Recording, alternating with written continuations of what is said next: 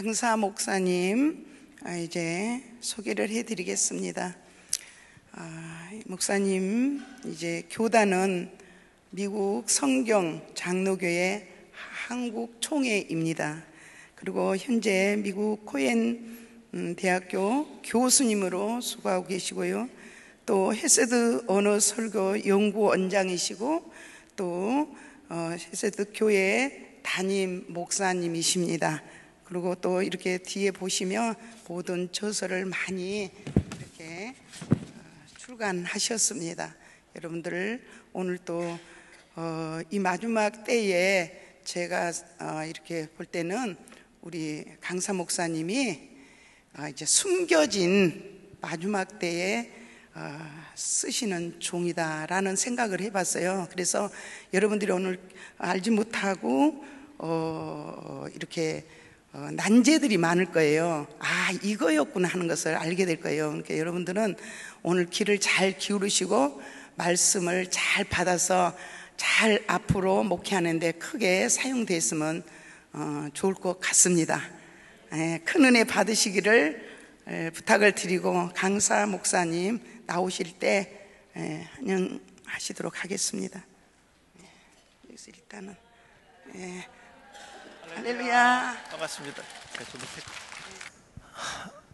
네, 금방 소개받은 이성호 교수입니다. 만나서 반갑습니다.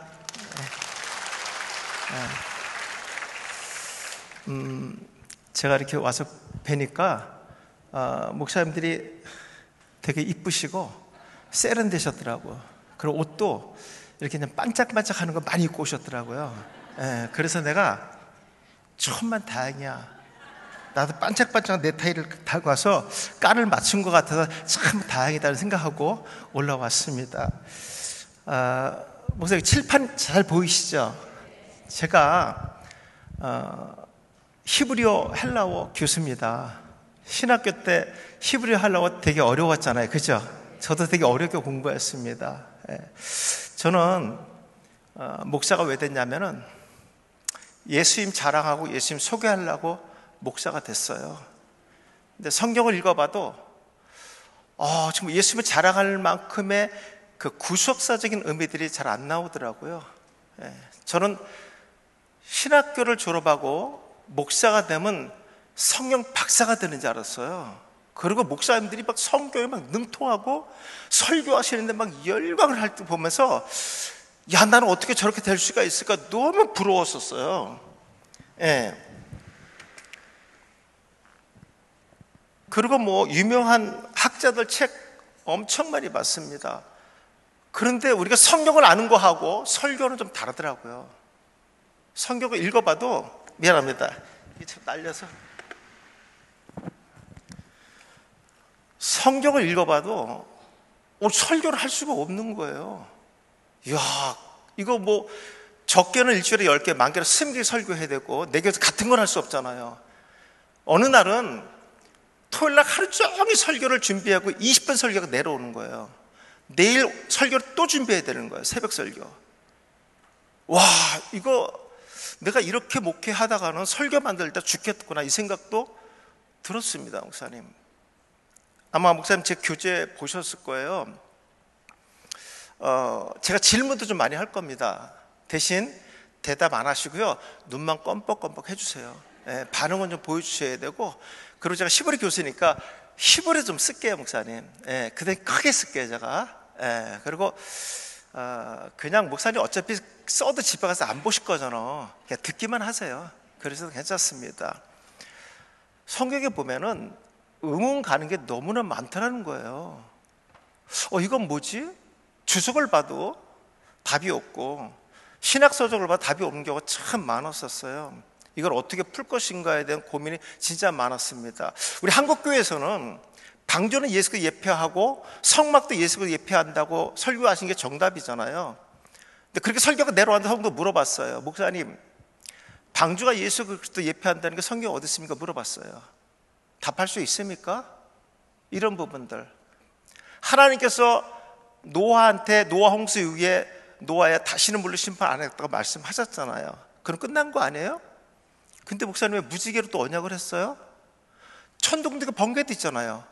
근데 왜 그걸로 했어요? 목사님, 성도들은 이거 듣고 싶어 해요. 근데 이렇게 말하는 사람이 없어요. 이런 목회자 없고 신학자도 없고 주석이도 없어요. 하나님은 그렇게 말씀하셨는데, 노아는 그걸 알아들었는데 왜 나는 못 알아들을까? 성경은 하나님의 말씀이고 음성을 듣고 내가 강대상에 올라가서 성도를 전달해 줘야 되는데 나도 말귀를 못 알아들었는데 오늘 가서 뭐라고 얘기할까? 이런 거 고민 안 해보셨습니까? 노아의 방주는 노도 없고 돛도 없어요. 하나님이 움직이셨잖아요. 근데 하나님 갖다 놓은 산이 있어요. 어디죠?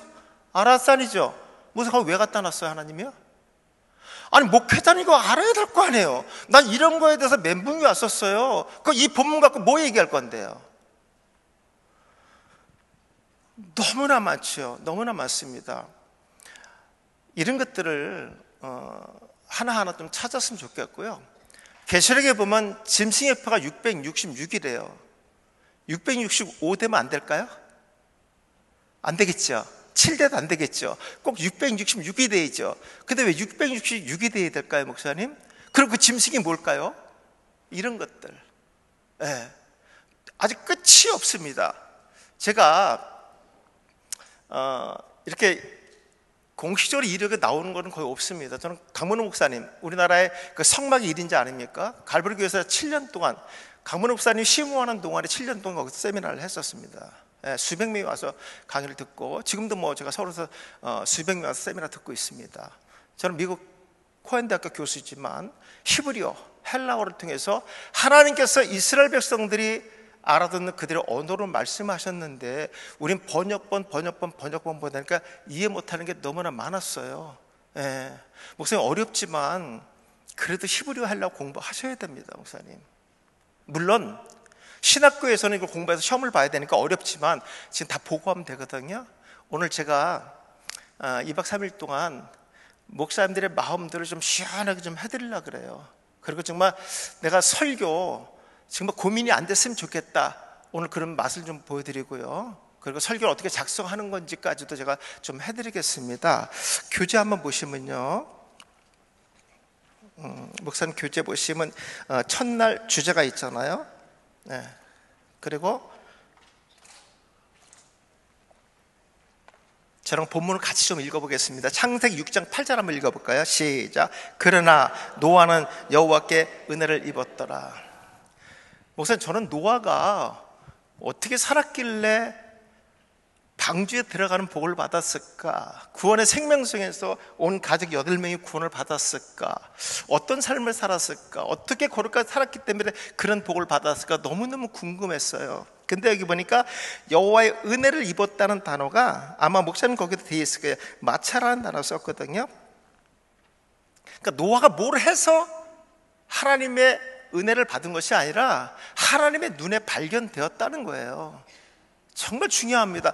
목사는 우리가 무엇을 해서 하나님의 은혜를 받는 그러한 위치에 있는 사람들은 아닙니다. 왜냐하면 우리는 하나님과 단절된 삶을 살았기 때문에, 소위 말해서 영적 죽음을 가졌기 때문에 하나님의 이름을 부를 수도 없고 하나님 앞에 나갈 수도 없었던 거예요. 그래서 예수님이 찾아온 겁니다. 우리가 할 수 있는 건 아무것도 없었어요. 이걸 소위 말해서 은혜라고 얘기합니다.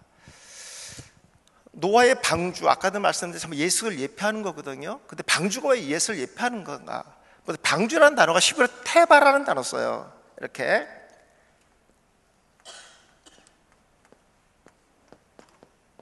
테바라고 얘기합니다.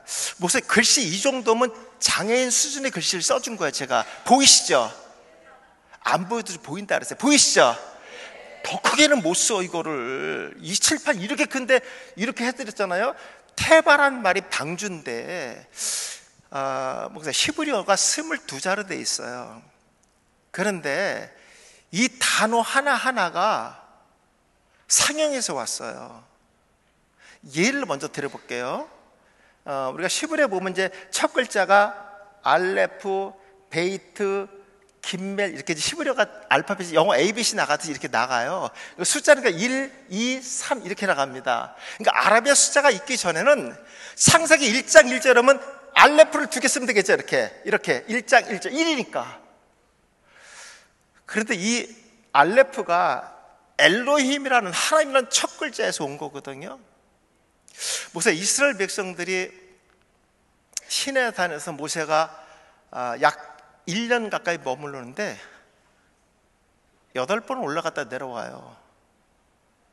근데 모세가 40일을 금식, 첫 번째 십계명을 받을 때 40일을 금식합니다. 여러분, 히브리들 금식할 때는요, 만나도 먹지 않고 물도 먹지 않습니다. 그렇게 인간이 40일을 버틸 수가 없었어요.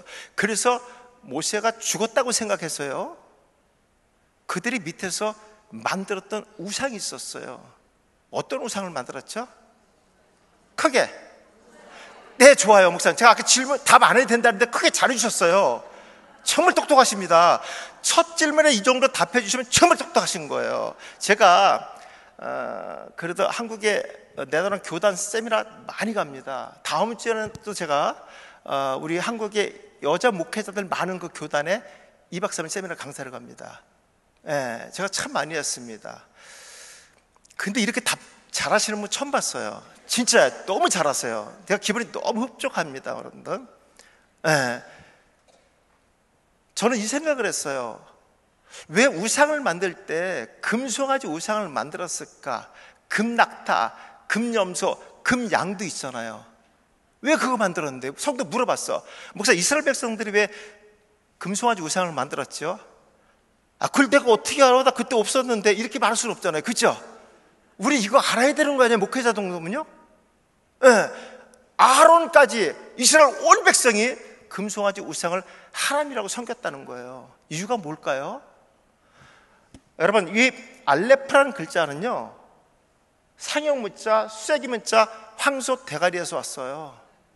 그러니까 이 글이 없을 때는 하나님이라는 글자를 쓸 때 황소 머리를만 그렸습니다. 왜냐하면 몸까지 다 하면은 이게 형상이 되기 때문에, 우상이 때 머리만 그렸습니다. 히브리들 사고에는요, 황소하면 하나님을 생각했습니다. 황소는 부와 능력을 나타내기 때문에 그렇습니다. 농경시대의 황소는요, 부를 자랑했어요. 대표자가 누구냐면 아브라함입니다. 아브라함은 천사가 나타나 살찐 송아지 대접하고 많은 동물들을 가지고 있어요. 여러분, 히브리인들은 동물을 많이 가지고 있다고 하면요, 종들도 많이 가지고 있는 겁니다. 예. 그래서 히브리인들 생각의 사고에 황소하면 떠올랐던 것이 하나님이라고 믿었어요. 그러니까 모든 이스라엘 백성 출애굽에서 자기들이, 모세가 죽었기 때문에 자기들이 어떤 하나님의 구심점을 만들기 위해서 만들었던 우상이 바로 금송아지 우상이었습니다. 그래서 금송아지 우상을 만들었던 거예요.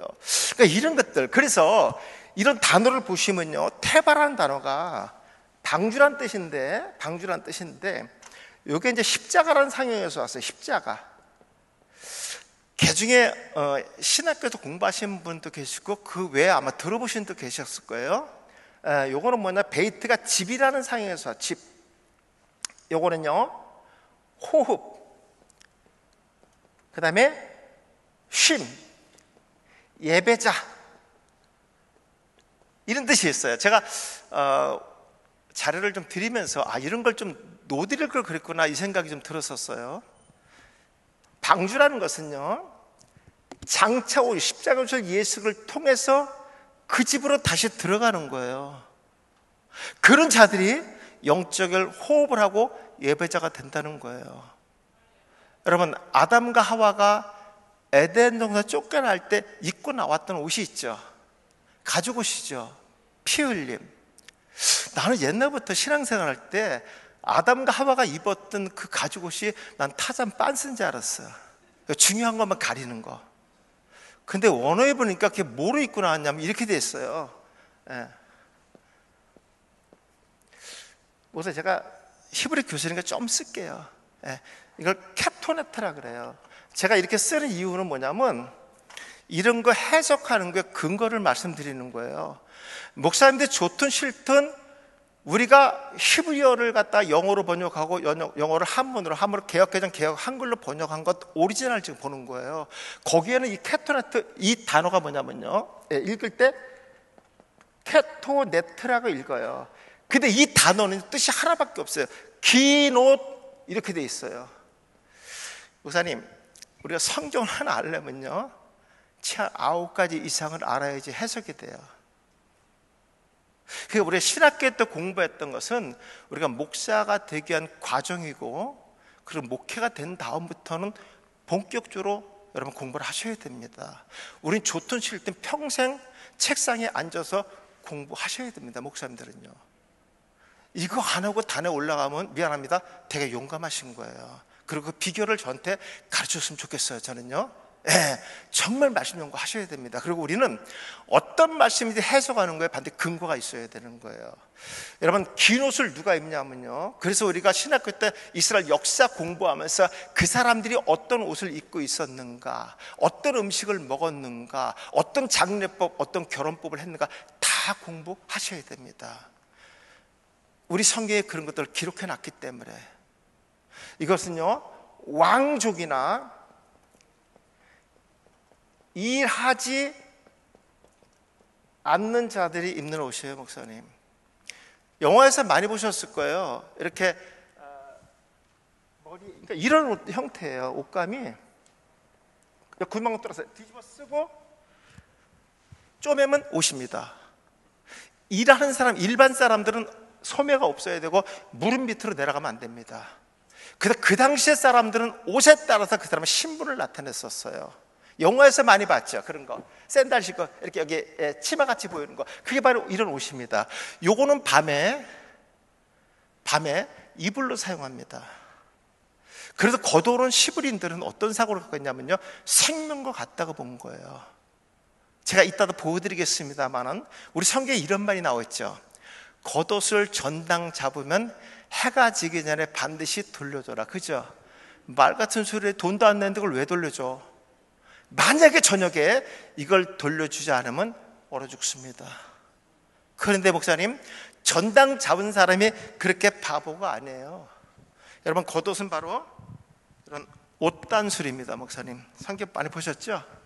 이거 이따 설명드릴게요. 이게 가문마다 모양이 다 달라요. 요거를 톱판에 찍고 줍니다. 근거를 남기는 거예요. 대신 아침 되면 다시 돌려줘야 됩니다. 그러니까 이런 문화를, 옷 문화를 우리가 전혀 몰랐던 거예요. 여러분, 요셉이 입었던 옷 자색옷이라고 얘기하잖아요. 그죠? 그 자색옷, 어떤 분이 또 한술 더 따고 우리가 명절날 입었던 색동저고리 옷이라고까지 얘기합니다. 그러면 목사님, 우리나라 색동저고리 옷을 모르는 방글라데시 목사님은 어떻게 설교했을까 이거요? 요셉이 입었던 옷이 바로 캐탄 옷, 긴 옷이라고 되어 있어요. 나머지 11명의 옷은 어떤 옷이야? 일하는 사람, 목축업을 했기 때문에 전부 다 이 옷이었습니다. 여러분, 야곱이 11명의 아들이 아침에 입고 나간 옷이 무엇인지 알았을까요? 몰랐을까요? 11번째 요셉이 입고 나간 옷이 뭔지 아버지가 알 수 있나요? 전혀 몰랐죠. 근데 어떻게 아버지가 그 옷이 요셉의 옷인지를 알았냐면요, 요셉만 긴 옷을 입었다는 거예요. 우리 번역에 이건 색동옷이라고 되어 있었어요. 그렇지 않아요. 그래서 이 옷은 왕족입니다. 또 요셉이 무슨 얘기했죠? 형제한테 내 단이 곤두서고 너희들이 거기 절한다고 그랬죠. 해달별이 절한다 그랬죠. 그렇게 영광을 받는 사람이 왕족입니다. 여러분, 요셉이 나중에 애굽에 뭐가 되죠? 총리가 되잖아요. 목사님, 우리가 설교를 잘하고 못하고는 두 번째 문제입니다. 하나님이 우리한테 말씀하신 거, 최소한 목회자라고 하면은 말귀는 난 알아들어야 된다고 생각합니다. 아담과 하와가 에덴에서 쫓겨나갈 때 캐트로 긴 옷을 입고 나갔던 거예요. 그 말이 뭡니까? 비록 불순종하여 에덴 동산에 쫓겨났지만 너희들은 왕족이라는 거예요. 근데 반드시 이 왕족, 다시 이 에덴 동산, 하늘 거룩한 울타리 하나 두려면 누군가 반드시 피 흘림이 있어야 된다. 그래서 이걸 가르쳐 준 게 뭐냐면 가인과 아벨에게 제사법을 가르쳐 줍니다. 가인은 곡물로, 아벨은 첫 새끼와 그 기름으로 드렸다, 이렇게 말합니다. 여러분, 그 기름은 히브리어로 헤랍을 한 뜻이고 가장 좋은 것, 이런 뜻입니다. 여러분, 레위기 제사법에서 기름은 감사를 상징합니다. 근데 가인이 드렸던 제물은 단수고 아벨이 드렸던 것은 복수를 드렸다고 말씀하고 있어요. 그러면 하나님께서 결론적으로 어떤 예배를 받느냐? 감사의 예배를 받는다고 되어 있어요. 아벨은 하나님께 드릴 때마다 감사의 조건을 다해서 드렸다고 원문에 나와 있습니다. 바로 이런 단어 하나만 우리가 알아도요, 정말 중요합니다. 근데 놀랍게도 노아의 방주에는 8명만 들어갑니다. 8명. 왜 성경에는 이런 숫자를 기록했을까요? 오른쪽에 그물을 던졌더니 그거는 153마리가 잡혀요. 보아스가 룻에게 보리 6대를 대줘요. 예수님께서 첫 번째 가나 혼인잔치에서 물동이 6개 아구의 물을 채우라 그래. 무슨 7개 채우면 안 될까요? 왜 6개 채우라 그랬죠? 왜 성경 이런 숫자들이 많이 나오죠? 근데 기성교회 우리 목사님들은 왜 숫자를 안 풀죠? 누가 많이 풀죠? 신천지들이 많이 풀죠. 신천지들이 많이 하는 게 뭐야? 숫자하고 계시록이에요. 반대로 생각해 보세요. 우리가 안 하는 것들이야. 우리 왠지 숫자 풀면은 혹시 이렇게 합니다. 그래서 제가 좀 줄이려고 그래요. 썼던 것도 지우고 싶어. 예. 근데 성경에 숫자가 너무 많이 나와요. 근데 우리가 3이나 7 완전수라고 얘기하면서 이런 걸 풀지 않아요. 이런 게 다 숫자로 연결되어 있어요, 목사님. 히브리어에서. 그래서 이걸 한번 소개해 드리려고 제가 말씀드리는 겁니다. 어렵진 않습니다, 목사님. 신학교에서는 시험을 봐서 외워야 되지만 다 보고 하면 돼요. 우리가 보고 설교를 준비하는데 자녀들이 와서 엄마 이거 왜 컨닝해 이러진 않잖아요. 보고 우린 정확하게 하나님의 의도를 아는 것이 너무너무 중요합니다. 그래서 노아의 방주에 들어갔던 노아의 8명은요 성경에 보면 정한 동물과 부정한 동물이 다 숫자대로 그대로 들어갑니다. 노아의 8명도 들어가요. 여러분 노아의 방주는 제가 그 다 성경대로 숫자를 해보니까 1년하고 7일 정도가 방주 안에 있었더라고요. 근데 저는 이 말씀을 보면서 뭐를 느꼈냐면요, 왜 1년 동안 8명, 노아, 셈, 함, 야벳 다 쌍쌍이 들어갔거든요, 8명이서. 근데 이 친구들은 왜 애를 안 낳았을까? 1년 동안 너무너무 궁금했어요. 왜냐면 8명 들어갔는데 1년 만에 그대로 8명이 나왔다고 성경이 기록했거든요. 그 다음부터는 얘기를 안 해요. 이걸 소위 말해서 신학교 때 공부했던 축자 영감살입니다, 목사님. 그 다음에 사람들은 그럴 수 있어요. 노아가 얘들아 지금 하나님 심판을 받고 있는데 우리 심판 끝내고 자녀를 가져다. 가능합니다. 근데 목사님, 동물들은 왜 그 숫자가 들어갔던 동물이 그대로 나왔다고 성경이 기록하고 있죠? 동물들이 이렇게 자녀 계획하면서 낳습니까? 동물들이 1년에 발정나면 그냥 생산하는 거예요. 근데 동물들은 왜 그 숫자가 그냥 나왔을까요? 그러니까 이런 것들을 우리가 성경을 읽으면서 고민 한번 하셔야 됩니다. 이런 것들은 어디에 초점을 맞추냐면 구속사입니다. 목사 구약은 전부 장차 오실 예수 그리스도에 대한 얘기입니다, 여러분. 신약은 오신 예수님에 대한 얘기예요. 그렇다면 우리가 어떤 말씀을 보더라도요, 그 중심에 예수가 나와야 됩니다.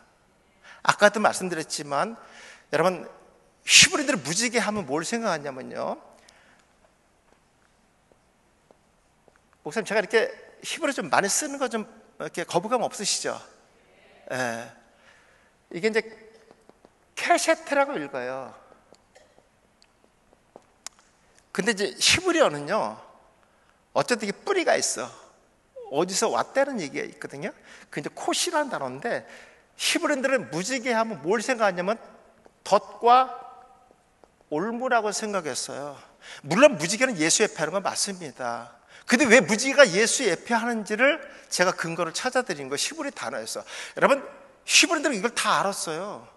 제가 지금 있는 미국 코엔 대학교 총장은 아론의 147대 손이에요. 게리 코엔 박사가 제사장입니다. 마지막 유일하게 남아있는 제사장이 게리 코엔, 지금 92살입니다. 제가 지지난주에 미국에 8일 동안 갔다 왔어요. 우리 학생들 학위식 때문에. 대단하십니다, 여러분들. 유대인인데 기독교로 개종한 거예요. 그래서 이 히브리인들은요, 유대인들은 무지개 하면 덫이라고 여겼다는 거예요. 근데 우리 설교할 때 무지개 하면 7색깔, 어쩌라고 7색깔이요? 완전수? 괜찮아요, 그것까지도요. 근데 왜 무지개를 언약했을까? 노아는 이 하나님께 무지개를 언약했을 때 그 의미가 뭔지를 알았다는 거예요. 그리고 그 자녀들에게 뭘 했냐면 신앙연수가 이루어졌다는 것입니다. 여러분 만약에 우리가 뒤에다 토끼를 잡으려고 덫을 이렇게 놨어요. 제가 놨어요. 아니 목사님들이 놨어요, 덫을. 그럼 그 덫에 목사님은 걸릴까요, 안 걸릴까요? 목사님들. 그게 너무 어려워. 질문이 지금 내가 생각해봐도 너무 어려운 것 같아. 내가 지금 올무를 놨는데 내가 하는 거야. 내가 어디지 다 알아. 근데 나는 여기서 빠질지 안 빠질지 너무 어려워. 그죠? 보세요. 나는 안 빠지지요. 내가 놓은 거 아니까. 그리고 밥 먹을 때 자녀들한테 얘기합니다. 아들아, 아버지가 토끼를 잡으려고 집 뒤에다 더둘렀는데 토끼 잡으면 가져와라. 네, 아버지. 가보지도 않았지만 아들은 내라 같아서. 이유가 뭐죠? 아버지 말이기 때문에 그렇습니다. 근데 길 가다 모르는 아저씨한테, 아저씨, 내가 집 뒤에다 토끼 잡으려고 더둘렀는데 그 걸리면 갖고 오지 마세요. 가져가지 마세요. 뭐 이런 사람이다 나 이렇게 생각하지 않겠어요? 여러분, 무지개는 예수 회피하고요, 믿는 자에게는 생명이 되지만 믿지 않는 데 반드시 덫이 된다는 걸 가르쳐 준 거예요. 그래서 시브린들 무지개하면 덫이라는 개념을 알고 있습니다. 아마 모르긴 몰라도 목사님도 혹시 바이블렉스 프로그램이나 그런 사전 갖고 계시면 찾아보시면 정확하게 나와 있습니다. 그래서 시브린들은 무지개하면 덫이라는 것을 알고 있었어요. 그러니까 이 언어는 히브리인들에게 준 거예요. 그들이 알아들을 수 있는 언어로 줬다는 것을 우리 아셔야 됩니다. 그래서 우리가 신학교 때 좋든 싫든 히브리를 공부했던 이유가 바로 여기에 있었던 거예요. 그 다음에 이게 이제 상형에서 왔다는 것이고, 또 하나, 노아의 방주는 노도 없고 돛도 없었어요. 하나님이 움직이신 거잖아요. 근데 놀랍게 성경에서는요, 그 방주를 아라살에 갖다 놓으셨다, 하나님이 이렇게 말씀하고 있어요. 여러분, 아라살의 뜻을 보면요, 아라르라는 단어가 이제 어근인데 그 뜻이 뭐냐면 저주하다, 저주받다 이런 뜻을 갖고 있어요. 제가 노아의 방주는 예수 그리스도를 예표한다고 구원선이라 그랬어요. 노아의 방주 아래는 노아의 8명이 타고 있습니다. 근데 노도 없고 돛도 없기 때문에 하나님이 움직여서 마지막 이 노아의 방주를 아라살에 하나님께 갖다 놓으셨어요. 근데 이 아라살의 뜻은 뭐냐면 저주하다, 저주받다 이런 뜻입니다. 이건 구약에 있어지는 사건입니다. 구약은 장차 예수 그리스도가 오셔서 성취될 것을 예표로, 그림자로, 계시로, 상징적으로 가르쳐 주신 거예요. 그러니까 우리가 이런 사건을 통해서 장차 오실 메시아에 대한 그림자를 보실 줄 아셔야 됩니다. 결국 예수 그리스도는 신약에 오셔서 우리가 받아야 할 고난과 저주를 누구에게? 하나님이 예수 그리스도에게 담당시켰다는 거예요. 그래서 예수 안에 있는 노아의 8명이 생명을 얻은 것처럼 신약에 예수 그리스도의 구속의 피의 효력을 입은 자들은 반드시 생명을 얻을 것이다를 가르쳐 준 거예요. 여러분, 노아를 통해서 노아 이거 자녀들이 계속 신앙 전수를 해서 우리 귀에까지 들어온 겁니다. 저는 성경을 보면서 이런 것들이 너무너무 궁금했던 거예요. 그러니까 아담과 하와가 불순종함으로써 아까 긴 옷을 입고 나갔어요. 그래서 목사님, 하와가 아담이 불순종하면서 하나님께서 두 사람에게 내렸던 벌이 있었죠. 남자에게 무슨 벌을 내렸죠? 하나님께서요? 고통의 벌이었어요. 여자에게 무슨 고통이었죠? 해산하는 것. 네, 해산의 고통. 맞습니까? 네, 감사해요. 자, 성경 말씀 한번 보겠습니다. 어디 보시냐면요, 창세기 3장 16절 보겠습니다. 창세기 3장 16절.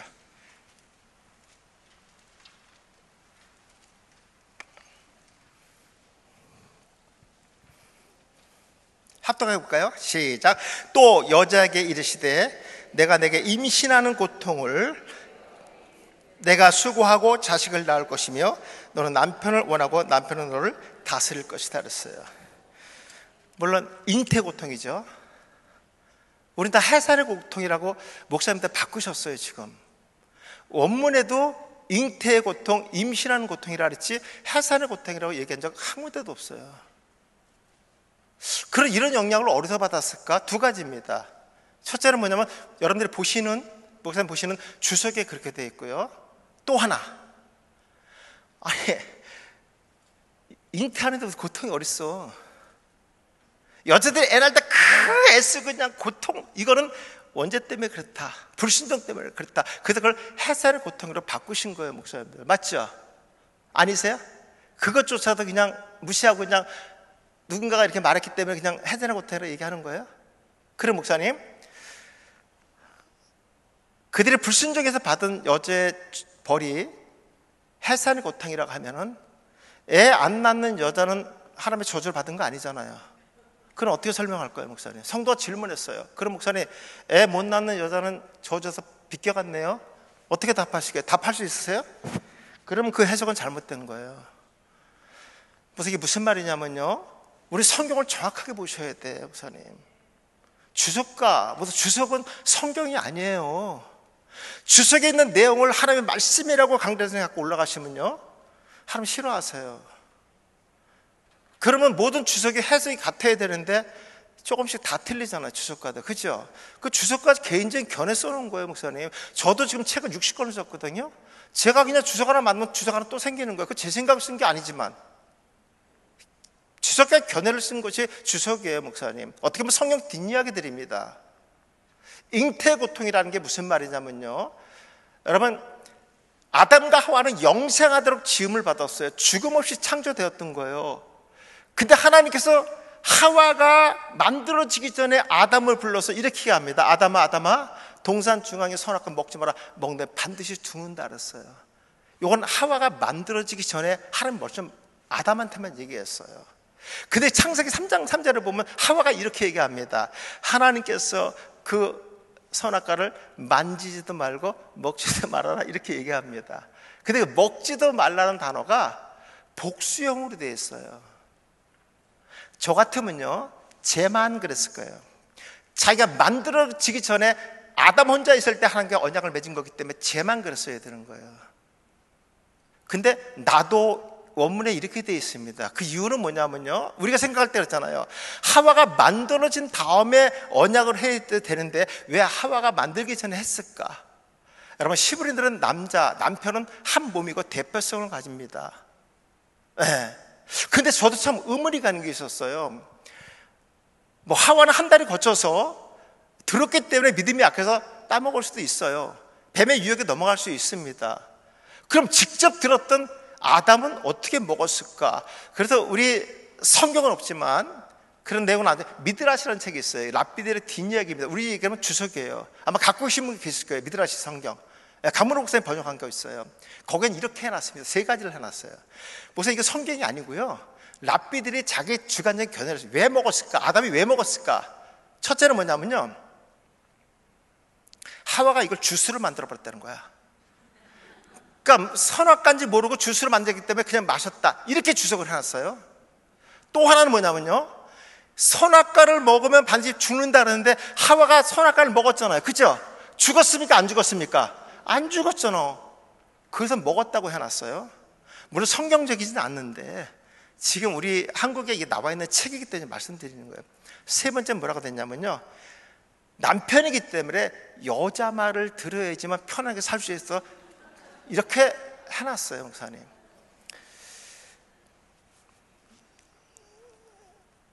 그래서 죽는다는 것은요, 하나님과 단절을 의미합니다. 그래서 여러분, 최초로 죽은 사람은 아담입니다. 아담이 930세 죽습니다.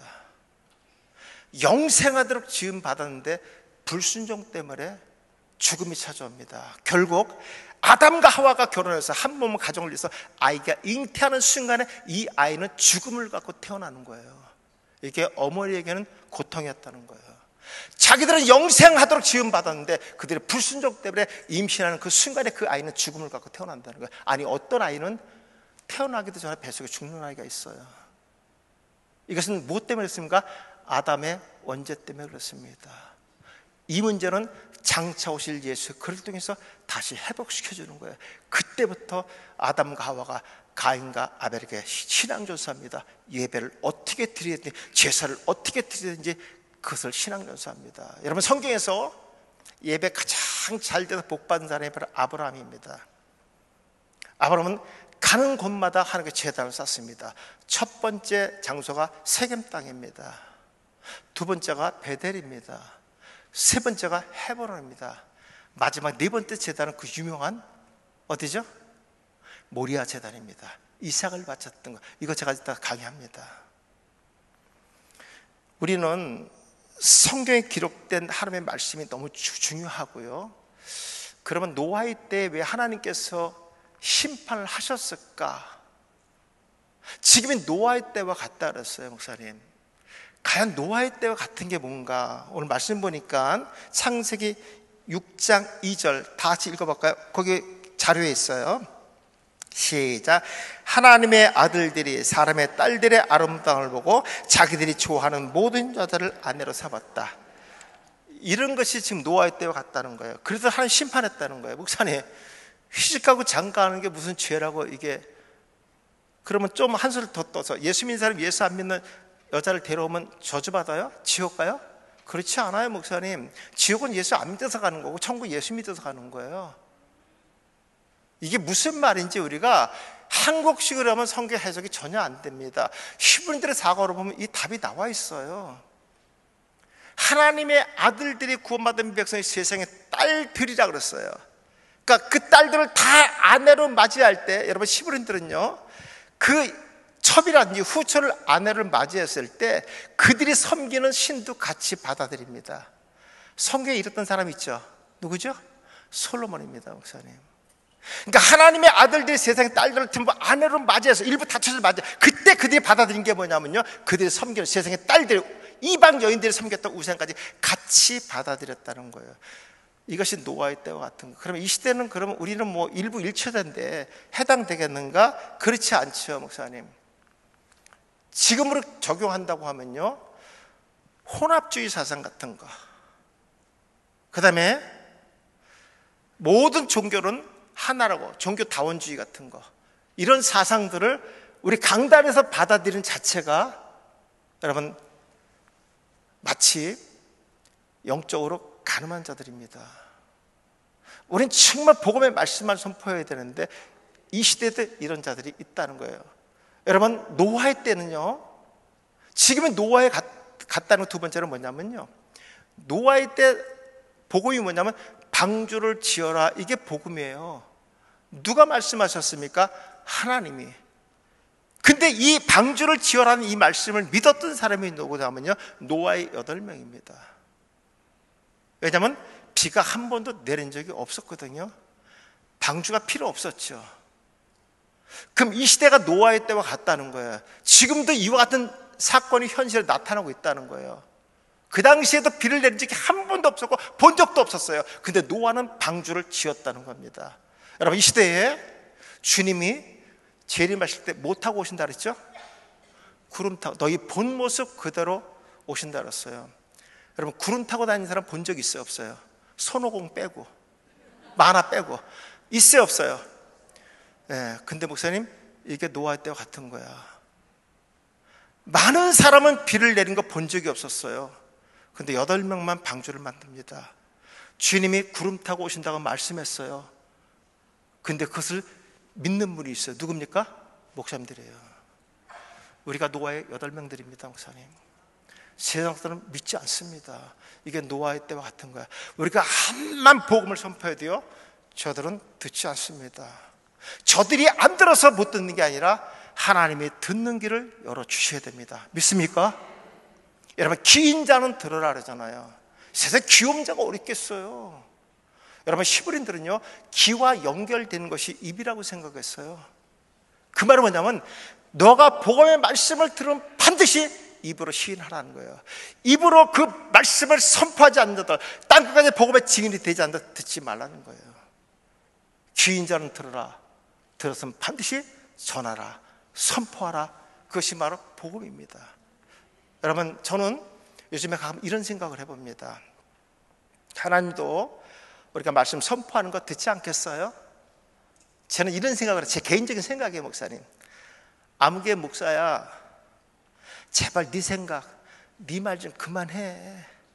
내 얘기 좀 해, 좀. 강대상에서 어떻게 맨날 네 얘기만 하냐? 네 지난주에 있었던 얘기 여기서 왜 얘기하냐? 나 너 그러라고 세우지 않았다. 내가 너한테 60년 복음의 말씀 줬지 않느냐? 거기에 있는 말씀의 내용을 잘 알아듣고 성도들한테 내 얘기 좀 하라. 나는 이러실 것 같아. 이러실 것 같아, 목사님. 요즘에 성도들도 너무너무 영특하고 말씀에 사모합니다, 여러분들. 우리 제자 중에 한 사람이, 목사님이 저한테 원어 공부를 한 다음부터 이제 주석 같은 게 이렇게 좀 많이 필요 없다고 생각했나 봐요. 그래서 옥스퍼드 주석을 당근 그 뭐 사이트가 있다 그러더라고요. 거기다 이렇게 냈대요. 그 100만 원이 됐다 그러더라고요. 중고 시장에다가. 그건 몇백만 원 하나 봐요. 물론 저는 안 사봐서 모르겠습니다만. 근데 이거를 사겠다고 온 사람들이요, 놀랍게도 전부 성도들이래. 결국 성도가 사갔어요. 목사님들이 이걸 살 사람이 한 사람도 연락이 안 오더라는 거예요. 여러분, 지금 교회 장로님이나 이 정도 중직급 된 사람들은요, 주석 한 절씩은 다 갖고 봅니다, 목사님. 예. 우리가 하나님의 말씀, 복음의 말씀, 오늘 찬양하시는 목사님 기도하시면서 오늘 살아있는 말씀이 선포되기를 소망한다고 아까 말씀하셨어요. 제가 많이 와닿습니다. 살아있는 말씀이 뭘까? 예. 우리가 하나님의 말씀을 그대로 선포하는 걸 대언자라고 얘기합니다. 대언자. 그러니까 하나님이 직접 말씀할 수 없어서 목사님들 입을 오늘 빌리신 거예요. 내 입을 통해서 하나님의 말씀이 선포되기를 하나님 소망하여 우리 세우신 거거든요. 그렇다고 하면은 우리가 짧게는 20분, 길게는 30분 설교하는데 예수님 자랑하고 예수님 소개하기를 축복합니다. 그것이 바로 귀인자가 듣는 겁니다. 귀인자가 듣는 겁니다. 이스라엘 백성들이, 이건 내일 이제 오후에 합니다. 광야 40년 동안 살면서 구름 기둥이 몇 번 움직였는지 혹시 아십니까? 만나는 얼마큼 주셨는지 혹시 아십니까? 메추라기는 얼마큼 주셨는지 혹시 아십니까? 기간. 만나는 정확하게 39년 11개월을 줬고요, 메추라기는 딱 2번 줬습니다. 그리고 민수기 33장에 보면요, 이스라엘 백성 숫곳으로부터 시작해 마지막 가나안 길갈까지 48번의 진을 옮겨갑니다. 물론 목사님 교재에는 다는 하지 못했어요. 그 42번입니다. 42번의 예표는 뭐냐면 마태복음 1장 17절에 아브라함부터 다윗까지 14대요, 다윗부터 바벨론 포로 이후까지 14대, 포로 이후부터 예수 그리스도까지 14대라고 됐어요. 제가 히브리는 아까 숫자가 있다 그랬죠. 이게 다비드라고 읽어요. 이게 다윗의 히브리 이름입니다. 히브리 숫자가 다 있어요. 이거 숫자가 4고요, 이거 6이고 이거 4입니다. 이거 다 더하면 14가 나와요. 그래서 여러분, 히브리인들은 다윗을 통해서 예수가 오는 줄 알았어요. 왜? 그 이름 속에 십자가 들어있기 때문에 그렇습니다. 엘리에셀, 아브라함의 양자로 삼을렸던 엘리에셀의 이름이 엘리에셀이에요. 그 이름의 숫자들을 해보면 몇이 나오면 318이 나옵니다. 그래서 318하면 떠오르는 게 누구죠? 뭐죠? 아브라함의 가병입니다, 여러분들. 히브리어는요, 창세기부터 말라기 전부 이런 숫자가 다 돼 있어요. 지금 유대인도 히브리인도 그대로 다 사용하고 있습니다. 대한민국 목사님들만 사용 안 하고 계세요.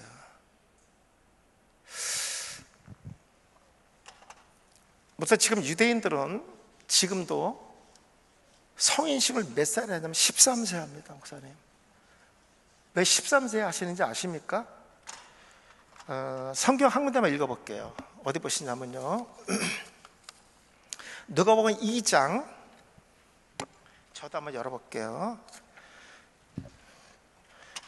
누가복음 2장 42절.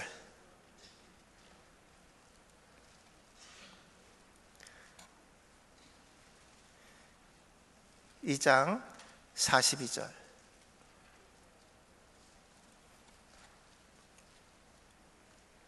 한번 읽어볼까요? 예수께서 12살 될 때에 저희가 이 절기의 전례를 쫓아 올라갔다가 그날들을 마치고 돌아갈 때에 아이 예수는 예루살렘에 머물러 섰더라. 그 부모는 그를 알지 못하고 동행 중에 있는 줄 생각하고 하룻길을 간 후에 친척과 아는 자 중에 찾되 만나지 못하며 찾으면서 예루살렘에 올라갔더니 사흘 후에 성전에서 만난 즉 그가 선생들 중에 앉으사 저에게 듣기도 하며 묻기도 했다 그랬습니다. 그러면 그 전까지 예수님은 랍비들과 말씀을 토론하고 한 적이 없냐? 없습니다, 목사님. 여러분, 유대인들의 아이들은요, 성인식을 한 다음부터 랍비들과 성경을 토론할 수가 있었습니다. 보통 아이가 태어나면 이름은 어머니가 짓고 아버지가 할례를 받을 때 이름을 공포합니다. 그리고요, 성인식이 될 때가 13세가 되기까지는 어머니로부터 모세오경 토라를 외웁니다. 성인식 할 때 여러분, 유대인들의 아이들은 토라를 전부 외워버립니다. 우린 지금 성경 외우고도 돌아서고 나면 밥 한 번 먹고 나면 이제 까먹고 그러잖아요. 유대인들의 머리가 좋은 건 바로 모세오경을 다 외운다는 거예요. 그리고 성인식이 된 다음부터는 아버지로부터 613개의 율법을 매를 맞아가면서 공부합니다, 목사님. 그러니까 어머니 때의 모세오경을 외우지만 613개의 율법은 지키면 살아. 지킬 수가 없어 아버지는 매를 듭니다. 물론 저는 613개의 율법을 전부 설교로 다 만들어 놨어요, 지금요. 내가 평생을 율법 613개를 얘기하면서 설교도 한 번 못했고 내 성도에게 이것을 한 번도 선포하지 못했다는 것은 내가 뭔가 아쉬움이 있어서 613개를 전부 설교로 만들어 버렸어요. 유대인들의 관점에서. 문화적인 배경을 보면 절대로 해석이 되지 않습니다, 목사님. 그러면 왜 예수님의 육신의 요셉과 마리아가 집에 올 때가 예수가 같이 않았다는 걸 몰랐을까 하는 거예요, 목사님. 우리가 은혜 설교 제목상 이렇게 할 수 있어요. 예수님은 유대인들의 형제로부터 버림받고 십자가를 지셨고 했지만 부모로부터도 이렇게 어린 시절부터 왕따를 당했다고 설교할 수는 없잖아요, 목사님. 예수님께서 갔던 그 절기가 바로 유월절입니다. 여러분, 유월절 날 여러분 성인식을 다 합니다. 여러분, 유월절에는요 예루살렘에 올라갈 때 행렬이 다르다는 걸 여러분 공부하셔야 됩니다. 이건 이스라엘 역사의 문화에 다 나오는 거예요. 근데 우리 신학교에 이런 커리큘럼이 없었던 거예요, 지금요. 여기가 가는 입구라고, 가는 방향이라고 하면요, 앞에 가는 사람이 성인 남자입니다. 아마 6월절 날 예루살렘에서 6월절 제헌할 때 똑같이 합니다, 지금. 네. 가운데는 여자와 아이들이 갑니다. 이 아이는 성인식을 하지 않는 아이들이 가는 위치입니다. 뒤에는 성인 남자입니다. 그럼 목사님, 예수님이 성인식을 할 때, 절기를 지키려 할 때 앞, 뒤, 중간 어디에서 갔을까요? 아, 이것도 어렵구나. 그 번호 좀 할게요. 번호 1, 2, 3번. 예수님이 아직 성인식 하기 전에 이제 유월절 절기를 지키러 갈 때 1, 2, 3번에서 어디에 갔을까요? 2번이겠죠. 마리아랑 같이 갔습니다. 성인식 한 다음부터는요, 집에 올 때 행렬이 다르겠죠. 위치가 성인식을 했기 때문에. 그래서 올 때는 마리아가 예수가 앞이나 뒤에서 올 거라고 생각했기 때문에 몰랐던 거예요. 이해가십니까? 그러면 요셉은 만약에 앞에서 갔으면 예수가 어디서 올 거라고 생각했어요? 뒤에 친구들 같이 올 거라고 생각했죠? 그것은 몰랐던 거예요. 이해가시겠습니까?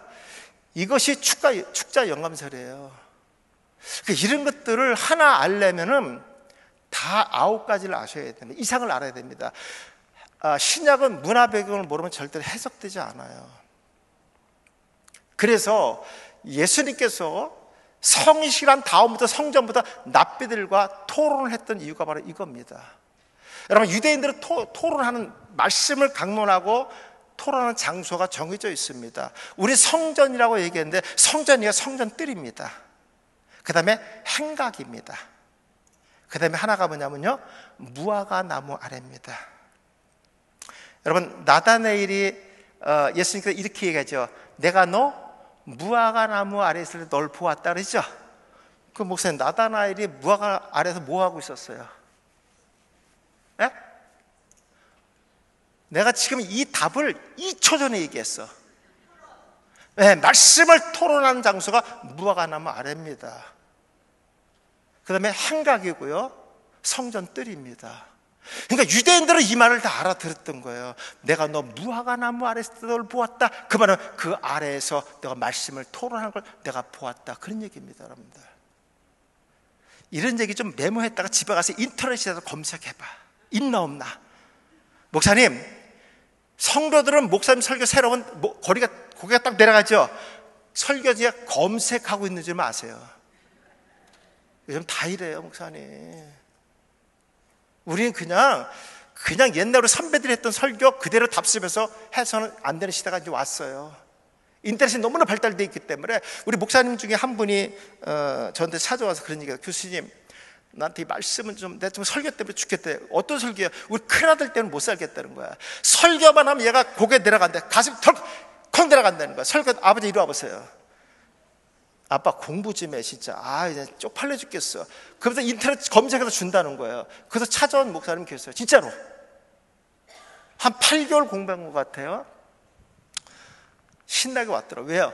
우리 아들이 엄지손가락 들어줬다는 거예요. 네. 여러분, 우리가 이런 공부 안 할 수가 없습니다. 우리 한국에서는 야곱이 형의 배고픈 약점을 이용해서 장자권을 뺏었다고 이렇게 많이 하세요. 네. 근데 하나님은 야곱을 뭐라 하냐면 이 탐이라는 단어 씁니다. 하나만 쓸게요. 탐이라는 단어가 완전하다, 온전하다, 흠이 없다 그랬어요. 이렇게 쓴 사람이 세 사람이에요. 노아, 욥, 야곱입니다.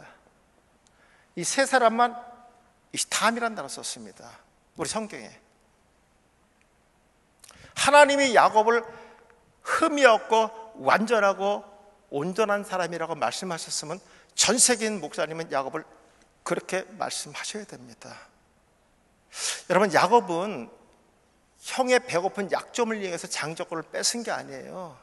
혹시 목사님 신학교 다니다가 지금 이스라엘 역사라는 책을 집에 가서 위에 먼지가 뽀얗게 껴있지만 후후 분 다음에 꺼내보세요.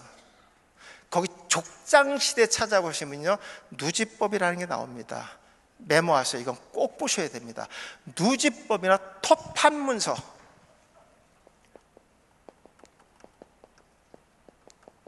누지법 둘 중에 하나 찾아보세요. 거기 족장시대에 아브라함과 이삭과 야곱이 살았을 때의 법이 있었습니다. 여기에 뭐가 있냐면 그 당시에 족장시대는 지금의 왕을 얘기하는 겁니다. 그 시대에는요, 장자권을 사고 파는 문화가 있었습니다. 목사님, 우리가 아브라함이 믿음의 조상이고 믿음의 사람이라고 얘기합니다. 근데 가만히 보세요. 아브라함이요, 사레가 애를 못 낳는다고 버젓이 조광지처가 살아있는데 하가라 방에 들어서 애 낳습니까? 안 낳습니까? 낳죠. 사레가 죽고 난 후에 바로 그들을 통해서 8명의 또 아들을 또 낳죠. 무슨 믿음이 좋아도 성적으로 물러나도 괜찮은 거예요? 왜 이런 걸 얘기 안 하시죠, 목사님들? 이게 어디에 나온 누지법에 나와 있어요. 족장시대의 족장이나 가장들이 자식을 못 낳으면 다른 배를 이용해서 자식을 얻는, 이게 누지법에 나와 있어요. 우리 옛날에 뭐와 같은 거죠? 시바지와 같은 겁니다, 목사님. 양반들이 자식을 못 얻어 시바지를 해서 자식을 낳는, 그걸 흉이라고 보지 않고 죄로 여기지 않는 거예요. 여러분, 족장시대의 누지법에 보시면요, 장자권을 사고 파는 문화가 있어요. 그때 뭐냐면요, 대가가 양 3마리입니다. 그런데 목사님, 장자권을 파는 데에 팥죽과 바꾸자가 제안한 사람이 야곱입니까? 에서입니까? 에서예요. 야곱은 잘못한 게 아무것도 없어. 그 당시에는 장자권을 사는 파는 문화가 있어서 양 3마리만 주면 되는데 너무 배고픈 나머지 에서가 팥죽과 바꾸자가 제안해서 바꿔준 거예요, 목사님. 뭐가 잘못됐는데요? 혹시나 그렇게 설교하신 분들은 야곱한테 미안하다고 기도 한번 해. 그렇지 않은 목사님 천국 가시면 아마 목사님 그렇게 설교하시면 화장실을 부를 거야. 목사님 맨날 설교할 때는 맨날 나를 그 야비한 놈으로 설교했어요. 신학교 때 가서 한번 이스라엘 역사 보세요. 누지법 거기 나와 있습니다. 야곱이 라헬과 레아가 라반의 집에 나올 때 라헬이 갖고 나왔던 거 있었죠. 드라빔이죠. 근데 그 아버지와 아들이 그걸 찾으러 나옵니다. 근데 라헬이 안장 밑에 감췄어요. 왜 그랬을까 하는 겁니다. 우리가 설교할 때 이랬을 거예요. 라헬은 아직도 이방 우상신을 잊지 못하고 갖고 나왔다. 그래서 막벨라 굴에 들어가지 못했다. 이렇게 말할 수 있어요. 그렇지 않아요, 목사님. 그 당시에는요, 드라빔을 갖고 있는 사람이 상속자야. 지금은 얘기하면 땅문서예요, 목사님. 그러면 자식이 갖고 왔는데 뭐가 아쉬워? 아니죠. 여러분, 시브리 여자들은요, 결혼 전에는 아버지 소유입니다. 그래서 아버지가 정해주는 남자와 결혼해야 돼. 옛날 우리 어머니들도 그러지 않았어요? 우리 어머니도 결혼식 날 우리 아버지 봤대. 우리 엄마 너무 불쌍해. 그래도 우리 아버지가 정상이니까 다행이었지. 신혼 첫날 밤 우리 아버지 얼굴 처음 봤대. 정말 불쌍해, 우리 어머니 진짜. 참고로 목사님 저는 60이 넘었어요. 우리 어머니는 지금 100세가 넘었습니다. 돌아가셨지만 권사님으로. 그러니까 라헬이 드라비움을 가져갔지만 결혼 후에는 여자들은 남자 소유입니다. 그럼 목사님 그 모든 라반의 전 재산이 누구 거라는 거예요? 야곱 겁니다, 목사님. 그러니까 이런 것들을 우리가 문화적인 배경에서 반드시 아셔야 되는 겁니다. 너무나 많아요. 모세오경도 그렇고. 여러분, 제가 다음 주 그 교단 수련회에서 강의할 게 산상수 팔복이에요. 그 첫 번째가 뭐냐면 심령이 가난한 자는 복이 있나니 천국이 저들 것이라 그랬어요. 뭐 심령이 가난한 게 뭐예요? 그냥 물질의 욕심을 안 갖는 거야? 무슨 성경은 우리식으로 해석하는 거 1도 없습니다. 1도 없어요. 여러분, 유대인들은 가난의 기준이 뭐냐면요, 정상에서 벗어난 사람들입니다. 그들이 누구냐면요, 고아와 가부와 나그네들입니다. 여러분, 예수님께서 공생애 33년 살면서 기적을 몇 번 행했는지 혹시 아십니까? 그러니까 이렇게 침묵하고 있어도 괜찮아요. 왜냐하면 내가 다 얘기할 거니까. 제가 이렇게 묻는 것은요, 한번 목사 생각 주머니를 흔들어 보라는 거예요. 난 이런 고민을 한 번이라도 했을까? 안 해도 괜찮아요. 저 같은 학자들이 다 나오니까. 33번 했습니다. 예수님께 기적을 행하는 것 두 가지 목적이 있어요. 첫째는 뭐냐면요, 유대인들은 표적을 구하는 자들이라는 거예요. 뭔가 이적과 기적을 베푸는 자들이 하나님의 아들이라고 믿었기 때문에 그렇습니다. 예수님도 유대인이었잖아요. 그죠? 바로 그것 때문에 그렇습니다. 두 번째는 뭐냐면요, 정상에서 벗어난 사람을 정상으로 옮겨놓는 거, 이거 예수님의 사역이었습니다. 기적 사역이었습니다. 여러분, 베세다 연못에는 행각이 5개라고 얘기했어요. 그거 어쩌라고요, 목사님? 성전 미문에는요, 안진뱅이가 30년 동안 앉아 있었던 거예요. 어떤 의미에서 봤으면 이 친구는요, 일어나 걸으면 안 되는 거야. 30년 동안 구걸만 했는데 뭐 할 게 뭐가 있어. 그러다 안진뱅이에다 구걸하면 먹을 거 생기는데, 목사님, 이 사람이 왜 성전 미문에 앉아? 두 가지예요. 하나는 뭐냐면요, 성전 그 안에 한번 들어가는 게 소원이었습니다, 목사님. 베데스다 연못에서 있었던 자들이 치료받기를 소망한 게 뭐냐면 성전에 한번 들어가는 겁니다. 여러분, 정상에서 벗어난 사람은 절대로 성전에 들어갈 수 없어요. 여러분, 유대인들의 사고 성전에 들어간다는 말은요, 하나님을 만난다는 거예요. 여러분, 유대 사회에서 하나님을 만나지만 성전에 들어가지 못하는 수치를 겪습니다, 여러분들. 평생 누군가 도움을 받지 않으면 살아갈 수 없는 그런 인생을 살아가는 것이 유대인들 사회예요. 우리는 반드시 이런 내용을 알아야지만 해석이 되는 겁니다. 여러분, 부자 청년이 예수님에 나와서 그렇죠. 선생님이 어떻게 영생을 얻습니까? 이러고 나온 거예요. 왜? 다 했거든. 구제 다 했거든요. 근데 예수님이 그러죠. 그 물질을 가난한 자가 나눠줘라. 했다니까요? 아니죠. 왜 부자 청년이 걱정하고 간지 아십니까, 여러분들? 여러분, 히브리어에서 마음이란 건 레브거든요. 레브. 네. 여러분, 히브리인들은요, 마음이 하나라고 봤어요. 그러니까 부자 청년은 그 하나밖에 없는 마음에 뭘로 채워주냐? 물질로 채워준 거예요. 그러니까 너가 구제를 안 해서 영생을 못 받았다는 얘기 아니라 네 마음에 채워져 있던 물질을 빼내야지만 뭐가 들어간다는 거예요? 복음이 들어간다는 거예요. 그래서 그거를 할 수가 없어서 근심하고 갔다고 돼 있는 거예요, 목사님. 그러니까 우리는 이런 것들, 히브리들이 생각하는 마음들, 레브라는 단어는 한 가지의 마음을 갖고 있는 거예요. 이 마음 속에는 하나밖에 담을 수가 없다고 그들은 믿었던 거예요. 이게 히브리들의 사고입니다. 너희는 뱀처럼 지혜롭고 빌게 순결하라 그랬어요. 이게 무슨 말일까요? 예수의 둘이 짝지어가면서 복음 전달할 때 이 말씀하셨거든요. 여러분, 히브리들은 뱀을 지혜동물로 봤어요. 그래서 그 히브리들이나 유대인들의 죽은 무덤에서 보면요, 12.5cm 되는 뱀의 모양들이 이렇게 관 안에 들어 있습니다. 왜냐하면 그들은 뱀하면 지혜동물을 봤거든요. 그럼 유대인들은 어떤 사람이 지혜로운 사람이냐면요, 말을 잘하는 사람을 지혜롭게 봤습니다. 말을 잘한다는 것은요, 그 안에 들은 지식이 많다고 본 거예요. 또 하나, 말을 저렇게 유창하게 잘한다는 것은요, 신체 구조상 뭔가 남과 다르다고 봤어요. 그게 뭐냐면 혀였습니다. 혀가 두 개이기 때문에 저렇게 말을 잘한다고 본 거예요. 혀가 두 개 있는 동물이 뭐죠? 뱀입니다, 여러분들. 네. 그래서 뱀을 말을 잘하는 지혜 동물로 봤다는 걸 여러분 아셔야 돼요. 우리 사복음서는요, 유대인들의 관점을 물으면 해석 1도 못해요.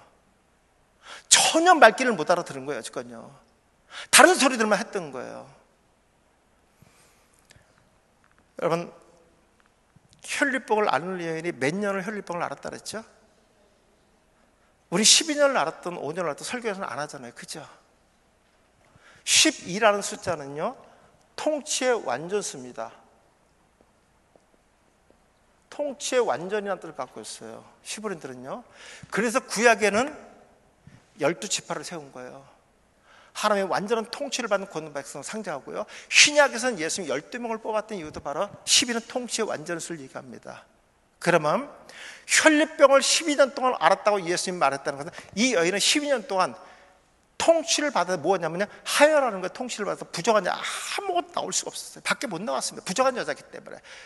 여자들이 한 달 한 번씩 마술에 걸리는 그 기간도 나올 수가 없습니다. 부정하기 때문에. 근데 오늘 능력 있는 선생이 마을에 들어왔다는 소문이 들렸습니다. 우리 은혜 설교는 이렇게 하죠. 어차피 죽을 인생, 내가 죽으면 죽으리라, 예수님의 옷자락 한번 만지고 내가 가야 되겠다, 이런 결사적인 믿음을 갖고 나와서, 적극적인 믿음을 갖고 나와서 만졌을 때 여러분 병이 치료되고 구원받는 역사가 있었습니다. 할렐루야. 그럼 또 아멘 이렇게 얘기해. 목사님, 당시 문화 배경은 뭐냐면요, 능력인 선생님이나 또 탁월하게 지혜로운 자의 옷을 만지면 난다는 문화 배경, 그 당시에 관습이 있었습니다. 어차피 죽을 인생, 능력인 선생이 지나간다는 소리를 듣고요, 여러분 예수님의 옷자락을 만졌습니다. 여러분, 유대인들은 11세가 되면 전부 이 옷단솔을 답니다. 목사님, 옷단솔, 이게 히브리어로 찌지트라고 얘기해요. 아까 숫자가 있다 그랬죠? 요거 400이고요, 요거 10이고, 요거 90이에요. 요거 똑같은 글자니까 10, 요거 90이에요. 요거 다 더하면 600 나옵니다. 600. 그렇죠? 400, 500, 600. 보세요. 옷단수를 어떻게 만드냐면요, 이거 유대인들 다 답니다. 요게 8개의 가닥에 이렇게, 자 볼게요. 하나, 둘, 셋, 넷, 다섯, 여섯, 일곱, 8개 가닥을 하는데, 요 한 가닥에 실 4개를 까서 하나를 만듭니다. 8개 줄을 만들고요, 8개. 그리고 요 한 줄에 매듭을 몇 개 다냐면요, 5개 합니다. 하나, 둘, 셋, 넷, 5개. 반드시 옷단수는 이렇게 만드는 거예요. 5개의 매듭을 만듭니다. 요걸 다 하면 613이 나와요. 613개의 율법. 해야 될 거 248개, 하지 말아야 될 거 365개. 그럼 365개를 하는 게 율법에 왜 하지 말라 했을까? 딱 하나입니다. 하지 말라고 율법에 기록한 365개는 이방인들이 다 하는 거예요. 율법에 이런 것도 있어요. 머리를 깎을 때 가운데 동그랗게 남기고 깎지 말아라, 이것도 나와요. 누가 했냐면요, 이방인들이 했습니다. 여러분들, 여러분 안식일법에는요, 장래 유전에 이것도 있습니다. 신발을 만드는 자는 안식일날 바늘을 갖고 나가지 말라, 그게 나와 있어요. 왜 그랬죠? 옛날에는 목사님 찢어진 고무신데 겨우 신었잖아요, 우리가. 그죠? 그게 가다가 구두 만드는 사람은 신발을 겨달라는 거야.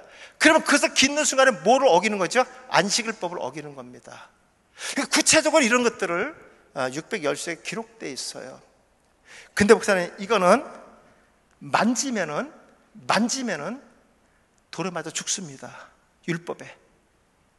그러니까 우리는 그 여인이 예수님의 옷자락을 만져서 이렇게, 그 어디냐 다 몰라. 그냥 다 얘기하면 여기라고 있게. 내가 오늘 지나가고 싶었는데 시간이 없어 못 지나간 거예요. 다 여기 만집니다.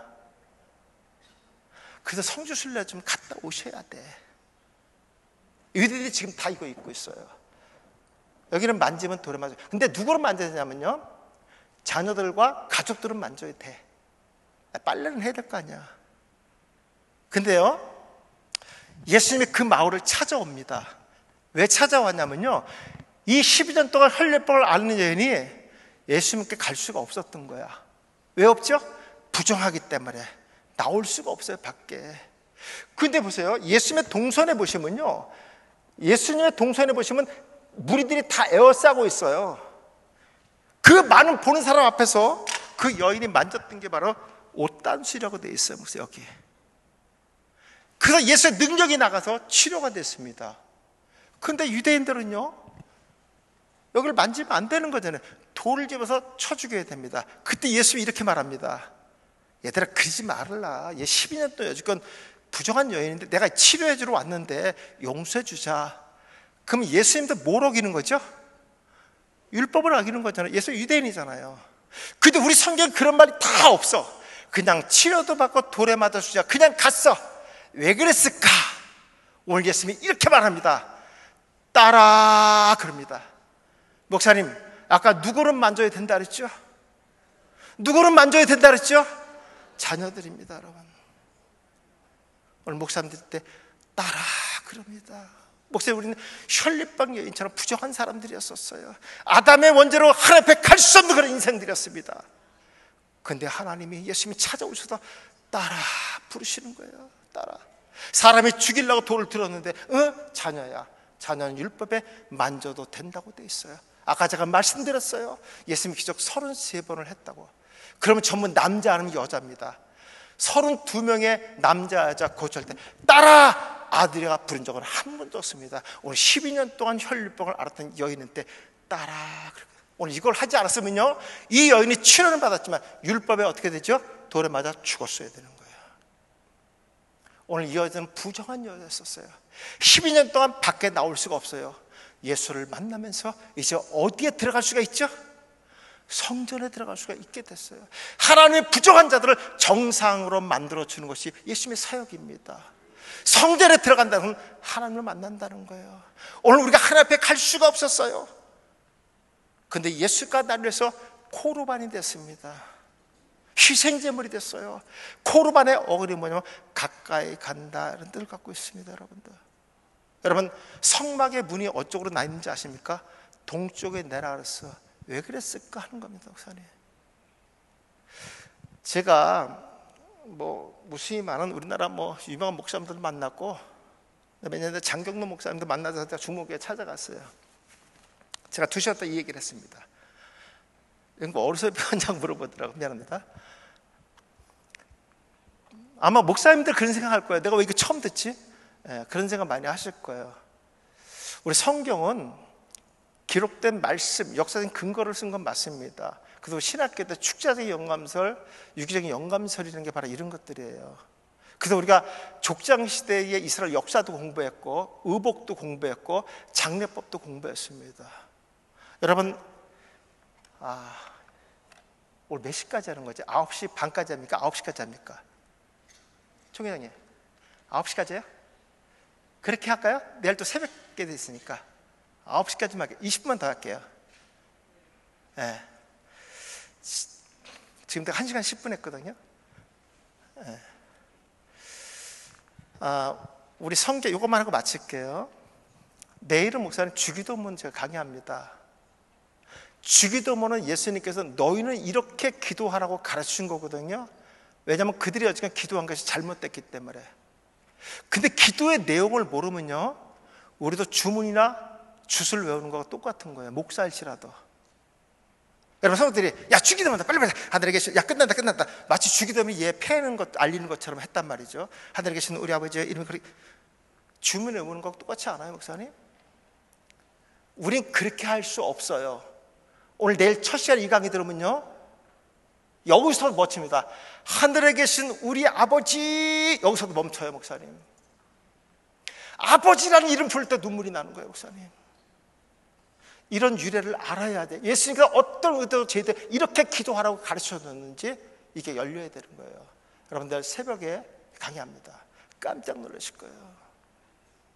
그리고 반드시 메모 잘 하셨다가 교회에서 설교 한번 하세요, 목사님. 성도들도 알아야 될 거 아니에요. 예수님께서 이렇게 기도하라고 말한 의도를 아셔야 되는 겁니다. 여러분, 아브라함이 백세에 얻은 이삭을 하나님께서 어디다 바치라 그랬죠? 거기다 왜 바쳐야 되는데, 목사님? 아브라함은 지금 브엘사바에 있어요. 3일 길을 가야지 모리아산. 근데 하나님 모리아산에다가 이삭을 바쳐 거기다 왜 바쳐야 되는데, 목사님? 브엘사바에서도 아브라함이 제사를 지냈거든요. 근데 굳이 꼭 모리아산에 가야 될 이유가 뭐예요? 목사님, 목회자는 이걸 알아야 성도한테 얘기해 줄 거 아니에요.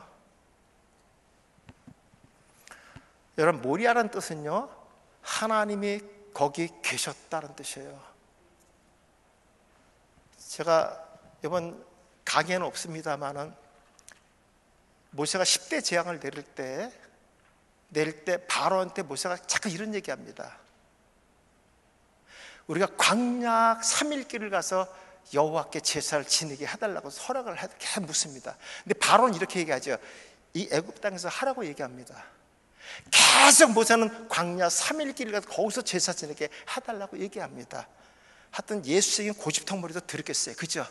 여기서 하면 어때? 이유가 있었어요, 목사님. 히브리들의 광야는 뭐냐면요, 말씀이 있는 곳이고 하나님이 계신 곳입니다. 모세가 애굽에 나와서 갔던 것이 광야입니다. 그래서 구약에서 광야는 하나님을 만나고 하나님의 말씀을 듣는 것이고, 신약에서 광야는 고난을 상징합니다. 여러분, 성경은 히브리인들에게 줬다는 걸 기억하셔야 돼요, 목사님. 그래서 신학교 때 우리가 이런 것들을 공부했던 거예요. 모리아 땅은요, 반드시 하나님이 있는 거예요. 그래서 왜 그랬냐면요, 여러분, 그 이스라엘 백성들이 제물로 드렸던 것이 애굽에다 신들이었어요.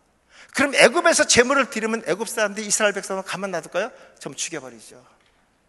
광야 3일 길은 뭐냐면 하나님이 있는 곳에 예배하는 거예요.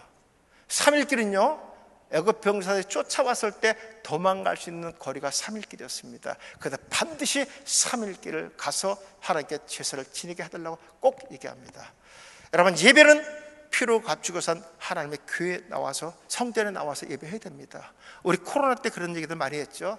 목사님, 뭐 그냥 온라인 했는데 내 바쁜데 온라인 예배 해주겠어요? 해도 괜찮지 않습니까? 물어보는 많아요. 그렇지 않아요.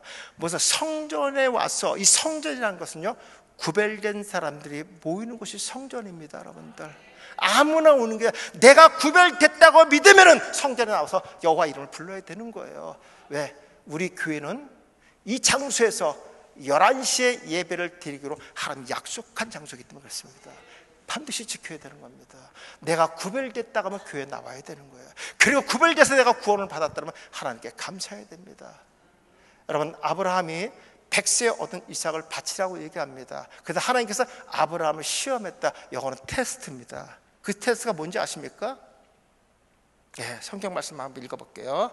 어디 보시냐면요, 교재에 있습니다. 창세기 22장 2절입니다. 읽어볼까요? 시작. 여호와께서 이르시되 내 아들 안 돼 있나요? 네, 성경으로 보세요. 제가 읽어드릴게요. 창세기 22장 2절. 여호와께서 이르시되 내 아들 사랑하는 독자 이삭을 데리고 모리아 땅으로 가서 내가 일러준 그 산, 거기서 번제로 드려라 그랬어요. 보세요. 번제물을 드린다는 것은 대신 드리는 걸 번제라 그러죠. 번제는 동물이 대신 드리는 거잖아요. 내가 제물이 되는 게 내 대신 동물에게 전가해서 드리는 게 번제단이잖아요. 동물을 드리는 게 번제물 아니에요? 대신 드리는 거? 아니에요? 목사님 보는 성경은 나랑 다른가? 번제라는 것은 동물에게 내 죄를 전가하고 동물이 대신 신앙제물이 되는 거잖아요. 그거 번제라 그러는 거예요. 번제물을 드리라 그랬어요. 백세 얻은 아들을요. 그러니까 하나님의 의도는 뭐냐면 당신을 더 사랑하는지 아들을 더 사랑하는지 궁금했잖아요. 근데 우리 성경은 이렇게 합니다. 아브라함이 아침 일찍 종 둘과 이삭을 데리고 집을 떠났다 그랬잖아요. 그죠? 원에서는 이것이 내라고 되어 있어요. 그럼 목사님, 테스트가 끝났습니까? 안 끝났습니까? 끝났잖아요. 드린다고 해서 드리겠습니다. 테스트 끝난 거잖아요. 그죠? 우리 성경에도요, 이렇게 됐습니다. 그들이 하나님께 찬양과 영광을 돌리러 갔다. 이렇게 되어 있어요. 그리고 모리아산 입구에서요, 아브라함의 종들에게 이렇게 합니다. 무슨 그 당시 아브라함의 족장, 지금 왕이라 그랬어요. 종들한테 이렇게 합니다. 너희는 여기 있어라. 우리가 올라갔다가 다시 돌아온다 그랬어요. 우리가 복수로 돼 있고 돌아온다가 복수예요. 그럼 올라간 사람이 누구죠? 두 사람이죠. 네 사람이 갔으니까. 종들은 모리아산 입구에 놔뒀고, 내가 이삭을 데리고 갔다가 하나님께 찬양할 영광 다시 이삭 데리고 올게. 원문에 이렇게 돼 있어요, 목사님. 그러면 목사님들이 그동안 이삭을 제물로 드린다고 설교했다 그러면요, 목사님은 하나님을 몰래그로 만든 거예요. 하나님의 인신제물을 받는 분입니까? 아닙니까? 아니죠. 아니죠. 번제물은 누가 대신 드린다는 거예요. 왜 자꾸만 우리 이삭이라고 얘기합니까, 목사님? 그럼 하나님은 몰래그로 만든 거예요. 여러분, 입다의 서원 아시죠? 입다가 하나님, 이스라엘 백성은 암몬의 전쟁에서 승리하고 돌아갔을 때 나를 가장 먼저 반기는 자를 제물로 드리겠습니다 그랬죠. 그죠? 그게 누구죠? 문안농녀 외동딸이야. 그럼 목사님 드렸다고 하면 목사님은 그냥 하나님은 몰래로 또 만드시는 거예요. 목사님, 우리가 보는 번역본은 어떤 목사님이 번역한 거예요. 이게 축제영감설이에요. 목사님, 옛날 성경에는요, 옛날 개역 한글에는 방주를 만들 때 이 나무로 만들라고 했어요. 무슨 나무죠? 잣나무예요, 잣나무. 지금 개역가장 목사님 보시는 그 방주의 나무는 뭘로 만들어요? 고페르 나무라고 했죠? 잣나무는 소나무가 친엽 쓰고, 여러분 고페르는 활이 없어요. 잎살이 넓은 거예요. 성도 인터넷이면 다 나와요. 개역한글, 개역개정 두 개 갖고 목사님 질문합니다. 목사님, 성경 틀리잖아요. 다시 물어봅니다. 목사님, 왜 이 나무로 만들어야지? 물어봤어요. 어떻게 답하시겠어요, 목사님? 내가 한만 생각해도 한국께 너무 감사한 게 하나가 있어. 옛날 우리 부흥사들이 목사님들 함부로 질문하지 말라고. 질문 안 하는 게 얼마나 감사한지 몰라, 진짜. 여러분, 이 설교 시간만 끝나고 질문시키면요, 정말 죽을 맛이야, 진짜. 우리 기성교 목사님들이 왜 성경 공부를 안 하시냐면요, 질문할까봐. 이걸 너무나 잘 알기 때문에 신천지 이단들이 성경 공부 가르치는 거예요, 목사님. 교회에서 숫자를 한 번도 안 풀었기 때문에 숫자 푸는 거고요. 요한계시록 함부로 할 수 없다고 하셨던 목사님들 때문에 요한계시록 자기들의 교리를 갖고 만드는 거예요. 여러분, 계시란 말은요, 뚜껑을 열었다는 뜻이에요, 목사님. 하나님 구원받은 백성들 누구든지 보라고 열었는데 그 뚜껑을 자꾸만 닫는 분들이 있어요. 난 그분들의 주의 종이라고 생각합니다, 여러분들. 누가 봐야 되는데, 그럼요. 그래서 한국교회 요한계시록 세미나 하시는 강사들이 돈을 수백만 원씩 버는 거예요. 그래서 목사님, 다른 건 봐도 되고 요한계시록 함부로 보면 안 되는 거예요. 하나님 뚜껑 열어놨다 그러는데, 우리가 이런 부분들을 정확하게 아셔야 됩니다. 그러면 이제 목사님 궁금한 게 있을 거예요. 그러면 뭐 아브라함은 처음부터 이삭이 제물이 아닌 걸 알았는데 칼을 빼들고 죽이려고 하는 거 그럼 쇼한 거냐 물어볼 수 있어요. 그죠? 목사님, 우리 히브리어에서는요, 칼이란 단어가 여러 개 단어가 있어요. 우리가 소위 말하는 제물을 드리는 단어를, 칼을 헤레브라 그럽니다, 목사님. 그리고 음식을 만들고 일반적인 칼로 싸는 걸 마가르트라고 해요. 그럼 우리가 소위 말해서 이삭을 제물로 드렸다고 하면은 아브라함이 이삭을 제물로 드릴 때 제물을 드는 헤레브 칼을 써야 됩니까? 마가르트 칼을 써야 됩니까? 헤레브 칼이죠. 근데 마가르트 칼을 썼다고 원문에 돼 있어요. 그러니까 아브라함은 처음부터 이삭을 제물로 드리려고 하지 않았다는 게 나오고요. 또 하나, 아브라함이 부활 신앙을 가졌다고 성경에 나와 있죠. 히브리서에. 그죠? 성도들은 이해 못해요. 구약 시대부터 예수가 태어났는데 무슨 부활이 있어? 그러지 않아요? 아브라함이 어떤 이런 말을 했을까요? 예수가 태어나지 않는데 예수 부활을 어떻게 얘기했을까요? 여러분, 히브리인들은요, 사고를 잘 하셔야 돼요. 히브리인들은요, 여자가 아이를 못 낳으면 그 몸을 죽은 몸으로 봤습니다. 그래서 사례의 몸이 경수가 끌어졌다 그랬죠. 근데 죽었던 그 몸에서 누가 태어났죠? 이삭이 태어납니다. 이거를 부활로 보는 거예요, 히브리인들은요. 이걸 누가 체험합니까? 아브라함이 체험합니다. 죽었다가 살아나는 거, 죽은 몸에서 생명이 살아나는 거, 히브리인들의 사고입니다, 목사님. 그래서 아브라함이 부활 신앙을 가졌던 거예요. 하나님께서 이렇게 아브라함아 멈추라고 얘기합니다. 네가 암만 믿음이 좋아도 인간의 믿음으로는 구원받을 수 없다는 거예요. 네 독자 이삭의 피, 인간의 피로는 구원의 문제를 해결할 수 없다는 거예요. 그래서 하나님께서 번제물 대신 드려지는 제물을 준비합니다. 그가 뭐죠? 순양입니다. 순양의 뜻은 기름 부은 자라고 되어 있어요. 원문에서. 놀랍지 않아요, 목사님?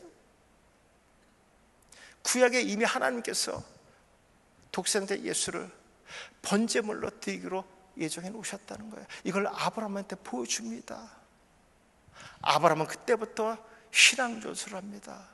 그리고 아브라함이요, 첫 번째 우르에서 나온 세겜다 번제단을 첫 번째 쌓을 때 하나님이 이렇게 말합니다. 아브라함아, 네 후손이 이방에 객이 됐다 사다면에 돌아온다, 이 얘기합니다, 목사님. 여러분, 역사적으로 보면요, 누가 들어가냐면 모세의 큰아들 게르솜이 들어갑니다. 요거 8대입니다. 그 다음에 여호수아가 들어갑니다. 요거 14대입니다. 4대가 전혀 맞지 않아요. 그 4대가 누구냐면 아브라함과 이삭과 야곱과 요셉입니다. 여러분, 아브라함과 이삭과 야곱은요, 막벨라 굴의 가나안 땅에 들어갑니다. 놀라운 것은 여러분들, 저는 성지순례 가서 막벨라 굴에서 요셉의 무덤을 찾아볼 수가 없었어요. 요셉의 무덤은 어디냐면요, 세겜 땅에 묻혀 있습니다. 지금 그 팔레탄 지역이기 때문에 못 들어갑니다. 그리심산에서 보면 여러분, 요셉의 무덤 분봉이 하얗게 만들어 보신 분 있습니까? 할렐루야, 맞습니다, 목사님. 그게 세겜 땅이야. 그래서 여러분, 이스라엘 백성들은 할아버지로부터, 이삭으로부터, 야곱으로부터 신앙전수를 받습니다. 반드시 객이 되었다, 403년 후에 반드시 약속의 땅에 너희가 차지할 거야, 이거 가르쳐 줍니다. 여러분, 요셉이 죽은 지가 400년이 흘렀어요. 뼈조차 추릴 수가 없어요. 근데 요셉은 놀랍게도 애굽의 총리였습니다. 그래서 요셉의 장례를 애굽식으로 해서 미라를 만들어 버렸습니다. 400년이 지나도 뼈가 그대로 있었습니다. 이스라엘 백성은 광야 40년 동안, 우리 성경에 나와요, 어깨에 요셉의 관을 메고 다녔다고 되어 있어요. 무서운 민족이에요, 여러분들. 하나님의 말씀을 그들이 직접 들었지 않았다. 선조로부터 신앙조사를 받고, 왜? 요셉의 뼈가 세겜 땅에 들어가야지만 그 땅을 차지하니까 40년 동안 메고 다녔던 거예요. 이게 이스라엘 히브리 민족이에요, 목사님. 그들이 작은 땅이지만 무서운 민족입니다. 절대적으로 하나님을 신뢰하는 민족입니다. 대한민국 그러지 않아요, 목사님? 난 대한민국 그런 민족이라고 생각합니다. 초림으로 오실 때 함께 이스라엘 백성 썼지만 죄를 모르실 때 대한민국 반드시 쓰십니다. 그래서 목사님 훈련시키는 거예요. 믿습니까? 목사님 아멘 좀 크게 해. 성도들은 아멘 할 땐 또 아멘에다 할렐루야 2번 3번 외치면서 아멘 합시다. 아멘. 맞습니다, 목사님. 그걸 40년 동안 어깨에 메고 다니는 거예요. 세겜 땅에 요셉을 안치시킵니다. 그리고 그 땅을 이스라엘 백성이 차지합니다. 여러분, 이런 말씀들이 우리 성경에 있어요. 성도들은요, 이런 얘기를, 이런 말씀을 듣고 싶어요. 이런 말. 목사님들이 지금 제가 2시간 동안 했거든요. 20분 차는 들렸을 거예요. 지금 조는 분도 없고요, 저랑 눈 마주치지 않는 분이 거의 없습니다. 성도들 이 정도면 시계 10번은 더 봤어. 이거 안 통하면 뒤돌아봅니다. 뒤시계. 빨리 끝나라는 거야. 빨리 끝나라는 거야. 그죠? 목사님, 시간 간지 모르고 듣는, 이게 복음이에요. 이게 기쁜 소식입니다. 내가 지금 복음을 전하고 있느냐? 내 소리가 아니라 하나님을 자랑하고 하나님을 소개하고 있느냐? 그러면 누가 역사하냐면 성령이 역사하시는 거예요. 졸던 성도들도요, 성령이 만지시는 거예요. 이 말씀을 마음밭에 심어주게 하십니다. 그분이 하시는 거예요. 여러분, 우리가 그런 얘기해요. 난 가방글이 짧아, 나는 말도 못해. 하나님이 그걸 몰라서 목사님 기름 부어 세운지 아세요? 여러분, 나이가 그런 얘기 하지 마세요, 목사님. 모세보다 어리면 가만히 있어. 모세는 하나님께 몇 살에 불렀죠? 80세. 모세보다 어리면 가만히 있어요. 목사님 더 어렸을 때 불렀잖아. 모세는 80세에 불러서 썼다니까요, 목사님. 내가 모세보다 어리면요, 책상에 앉으세요. 말씀 연구하세요. 목회자는 말씀을 생명 목숨 걸고 하셔야 돼요. 이렇게 하지 않고는요 안 됩니다, 여러분들. 정말 내가 한 말씀을 정확하게 근거를 찾아서 말씀을 성도에 전달해 주는 거 우리의 사명입니다, 여러분. 내 이야기 하지 말고, 내 생각하지 말고 하나님 말씀 전하는 거 하나님 기뻐하십니다. 제가 이런 것들을 어떻게 공부하고 어떻게 하는지를 제가 내일 저녁에 노하우 가르쳐 드리겠습니다. 가르쳐 드리고, 사실 다음에 기회가 된다고 하면 목사님 제가 진짜 여기서 놓고 원고 작성하는 것도 좀 가르쳐 드리고 싶은데 할 게 너무나 많아서 사실 너무 많고 시간은 없고, 그래서 준비한 것들은 다 하겠습니다. 내일도 상상을 못하는 거 쏟아부을 겁니다. 어마어마하게 쏟아부을 겁니다. 내일부터는. 오늘 첫날이라 제가 이렇게 얌전하게 한 거예요. 내일은요 속도가 이보다 2배가 갑니다. 말 무척 빨라질 겁니다. 내일은요 할 게 너무 많기 때문에. 그래도 목사님 귀에 쏙쏙 들어오게 해드릴 것이고요. 그리고 내가 기억을 안 나도요, 지금 잊어버려도요, 강대상에 올랐으면 성령이 기억하게 하십니다. 이게 복음이기 때문에 그렇습니다. 하나만 하고 마칠게요. 우리가 복음 그래요. 그리고 복음을 기쁜 소식이라 그래요. 도대체 기쁜 소식이 뭔가? 복음이라는 단어가요, 바사르라고 읽어요. 그래서 이건 자음이 모음이에요. 바사르라고 읽어요. 요 단어는 살, 육체 이런 뜻이에요. 근데 이게 어근이 있어요. 뿌리가 있어요. 그것도 마찬가지로 바사르라고 읽는데 요거는 장모음, 단모음, 요거랑 요거 달라요. 모음이. 요게 기쁜 소식이에요. 기쁜 소식. 그 말은 뭐냐면 예수 그 살과 육체가 십자가에 찢겨져 나갈 때 우리가 기쁜 거야. 예수가 죽어져야지만 내가 살아나기 때문에. 그러면 유대인들에게 생각하는 기쁜 날이 어디냐? 3가지입니다. 첫째 뭐냐면요, 왕이 즉위할 때. 왜 그럴까요? 새로운 왕에 대한 기대심과 그 다음에 나라의 창고문을 다 열어서 백성들을 즐겁게 해주는 날입니다. 두 번째는 제사장의 즉위식입니다. 마찬가지입니다. 세 번째는요, 전쟁에서 승리하고 돌아올 때가 가장 기쁜 날이야. 전쟁에 승리하고 올 때 뭐 갖고 오죠? 전리품 갖고 옵니다. 여러분, 만왕의 왕으로 즉위하신 분이 누구십니까? 복음이신 예수 그리스도. 제사장으로 즉위하신 분이 누굽니까? 예수 그리스도. 사탄 마귀의 권세를 물리치고 승리하신 분이 누굽니까? 그분이 예수 그리스도. 그분이 복음이라는 거예요. 여러분, 시브린들의 복음의 개념은 바로 이런 겁니다. 우리가 설교에서 복음은 도대체 기쁜 소식이 뭡니까? 구원 아니죠. 본질을 먼저 알아야 돼요. 바로 그분이 우리의 기쁨이 되는 게, 그분이 예수 그리스도, 그분이 복음입니다. 오늘 우리가 세상에 어떤 말, 웃기는 말, 재밌는 말로 우리 감성은 건들 수 있지만, 감성은 잠깐 기쁘게 할 수 있지만, 여러분 우리 마음속에 끊임없이 남아있는 여운이 뭐냐면 복음밖에 없습니다. 내 안에 복음이 있는 자들은 성령 하나님 날 붙들고 가시는 거예요. 그분이 가시는 겁니다. 여러분, 내가 할 수 있는 것 아무것도 없어요. 그분이 하시는 거예요. 내가 지금 교회에 나오는 것도 하나님의 은혜고요, 내가 하나님을 아버지로 부른다는 것은 엄청난 은혜입니다. 이것이 왜 엄청난 은혜인지 내일 새벽 기도에 제가 주기도문, 여러분 정말 주기도문에서 우리 기도할 때 저는 마찬가지예요. 하늘에 계신 우리 아버지, 거기서 저는 멈춰요. 목사님, 그냥 우리가 하늘에 계시면 이렇게 할 수 있는 기도가 아니라는 거예요. 여기에 엄청난 메시지가 들어있습니다.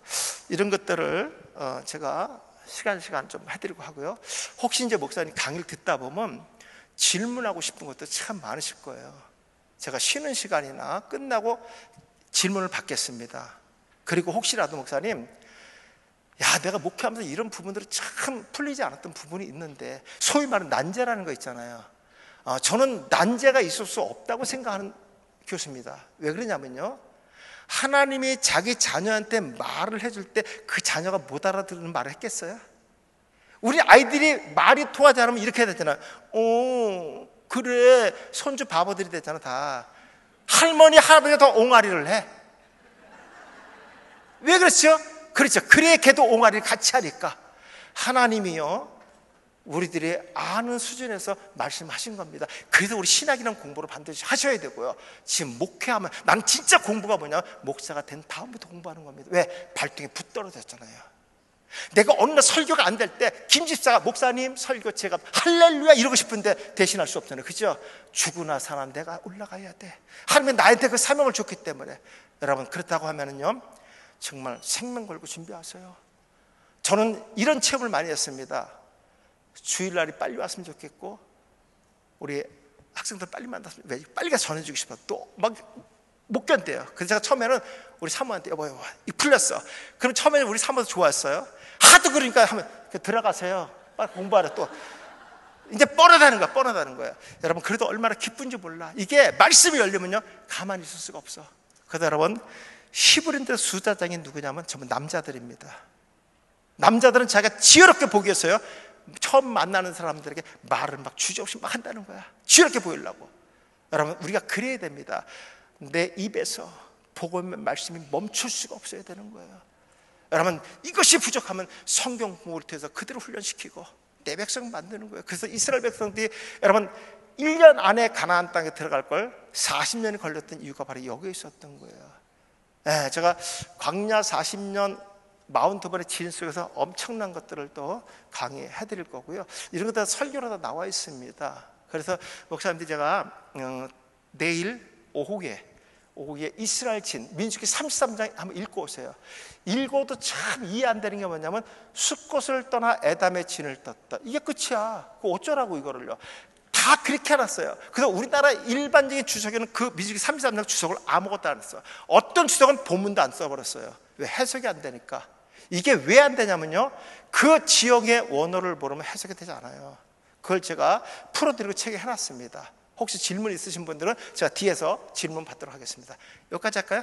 제가 기도하고 마치겠습니다. 기도하겠습니다. 하나님 오늘 귀한 말씀을 열어주신 건 너무너무 감사합니다. 우린 이제부터 내 소리, 내 생각을 전하는 것이 아니라 하나님이 기뻐하시는 복음의 말씀을 증거할 수 있도록 하나님께서 지혜와 명철을 도하여 주시옵소서. 수련의 기간 동안 하나님께 짧은 기간이지만 그래도 말씀의 문을 열어주셔서 우리가 목회하는데 설교 때문에 거룩한 부담을 느끼지 않고 더욱더 생명 걸고 이 말씀을 준비할 수 있도록 은혜를 베풀어 주시옵소서. 귀한 예물을 정성껏 구별해서 하나님께 드립니다. 하나님 물질을 드릴 때 그 마음을 먼저 드렸사오니 하나님께서 이 영광 받아주시고 하나님께서 큰 하늘의 복을 내려주시고 말씀의 문을 열어주시고 강단이 기름진 그런 교회가 될 수 있도록 축복하여 주시옵소서. 감사하고 이 모든 말씀을 예수님의 이름으로 축복하며 기도하옵나이다. 아멘. 감사합니다. 고맙습니다.